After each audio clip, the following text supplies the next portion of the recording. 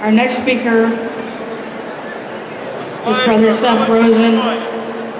Seth is the Vice President of the Communication Workers of America, District 4.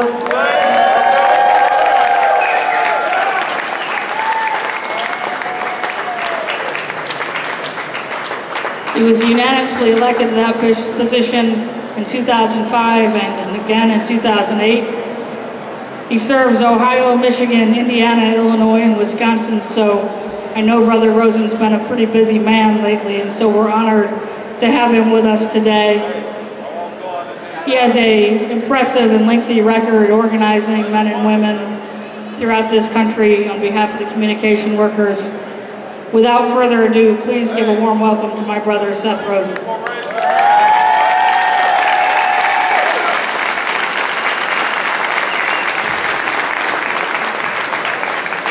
Well, thank you, Nancy. Thank you all, brothers and sisters. It is great to be here, knocking things over.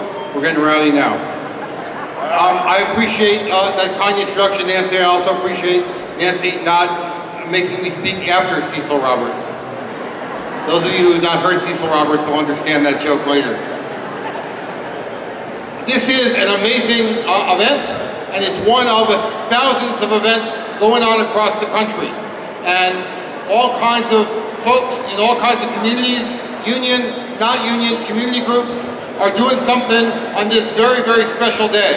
My union, the communication workers, are doing things in the workplace where 500,000 CWA members at work are wearing these red bandanas that say, stand up for good jobs and strong communities. They're wearing them at work. Now, my CWA folks wondered why I wasn't totally decked out in my CWA red. It just seemed a little appropriate to combine the CWA red with a little Butler Bulldog blue on this day.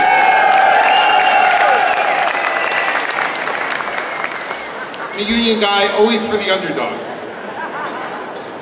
So this is a very, very amazing day and event, and it really goes back to the sad event in 1968 when Reverend Dr. Martin Luther King was assassinated. And I think it's worth a minute taking us all back to 1968 for a minute.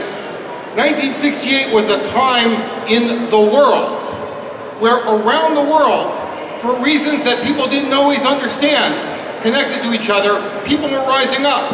In Czechoslovakia, in Paris, in Mexico City, people were rising up against unfair treatment, against injustice. Across America, people have been rising up. There was a lot of different movements. There was a movement that was fighting for civil rights. There were movements that were fighting for workers' rights, particularly the right of public sector workers to be able to bargain and organize like private sector workers did. There were movements for peace, for justice. What Martin Luther King, who had been an incredible leader in the civil rights movement for, at that point, 15 years or more, was doing in 1968 was attempting to pull all these different movements together. The fight for civil rights, the fight for workers' rights, the fight for peace and justice in 1968, to put that into one big fight where people are united. That's what was going on in 1968. There's some people who believe that was one of the reasons why he was killed. Because folks in power don't have a strategy in 1968 or in 2011 of divide and conquer. Our strategy has to be unite to win. That's the answer to divide and conquer.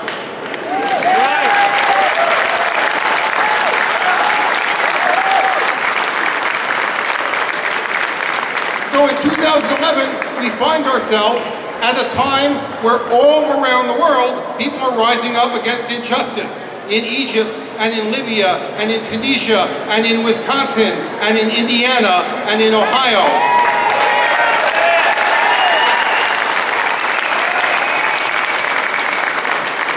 So today is a really good day to think about what are we doing to unite all these fights? What are we doing to unite across all kinds of boundaries to make sure every union, not just your union, not just your union that's part of this club or that club, but every union is working together. Every organization that fights for workers is speaking with one voice. But that's not enough. It is not enough for every union to be together and 100% united, because we're not a majority in this country. right? Maybe we should be, but we're not. We're 12% of this country, of the workforce. We need to have a majority movement in America. That's not just unions. That's also groups in our community. That's groups in Indiana like Jobs with Justice, like the NAACP, like the Sierra Club, like all kinds of organizations that exist only in your town that nobody else has ever heard of. We need to reach out to them. We need to build a majority movement that's fighting for good jobs and strong communities. A majority movement.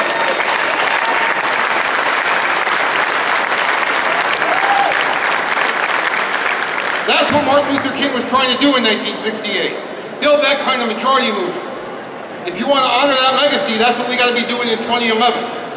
Fighting for good jobs and strong communities. That's what unites us all. You know, for most of America's history, Indiana was a place that people moved to find good jobs and strong communities. It was a place where there was decent places to work, where you have a middle-class standard of living. There are strong communities. Why did that happen? It wasn't by accident. We had policies in this country.